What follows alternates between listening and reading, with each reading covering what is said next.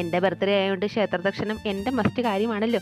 അങ്ങനെ അന്നനടയൊക്കെ വെച്ചുകൊണ്ട് ഞാൻ ഇങ്ങനെ ക്ഷേത്രത്തിന് ചുറ്റും വലം വെച്ചുകൊണ്ടിരിക്കുകയായിരുന്നു. വീഡിയോ എടുക്കുന്നതിനിടയ്ക്ക് നാട്ടുകാരൊക്കെ നോക്കുന്നുണ്ട്. എന്തായാലും ആരും നോക്കുന്നില്ല. അതുകൊണ്ട് ഞാൻ വീഡിയോ എടുക്കൽ അങ്ങ് തുടർന്നു. അങ്ങനെ പ്രസാദമൊക്കെ മേടിച്ച് വെളിയിൽ ഇറങ്ങിയപ്പോൾ ഏട്ടൻ അവിടെ വെറുതെ വായി നോക്കി ഇരിപ്പുണ്ടായിരുന്നു. എന്നാ കുളിച്ച് നനച്ച് വന്നായിരുന്നെങ്കിൽ എൻ്റെ കൂടെ അമ്പലത്തിൽ കയറിക്കൂടായിരുന്നു. ഏയ് അതൊന്നും ചെയ്യൂല. അപ്പോൾ ഒരു ചിരിയൊക്കെ ചിരിച്ചുകൊണ്ടിരുന്നപ്പോൾ ഞാൻ പറഞ്ഞു, എങ്കിൽ നമുക്ക് അടുത്തുള്ള തട്ടുകടയിൽ പോയി പൊറോട്ടയും മുട്ടയും മേടിക്കാം. കാരണം എനിക്കിനി രാവിലെ അടുക്കളയിൽ കയറി ഒന്നും ഉണ്ടാക്കാൻ വയ്യ. രാവിലെ 8 മണിക്ക് എണീറ്റിട്ടാണ് ഈ അമ്പലത്തിൽ പോക്കെങ്കിലും നടന്നത്. അങ്ങനെ ഞങ്ങളുടെ തൊട്ടടുത്തുള്ള ഋതു തട്ടുകടയിൽ പോയി ഞങ്ങൾ പൊറോട്ടയും മുട്ടയും വാങ്ങി.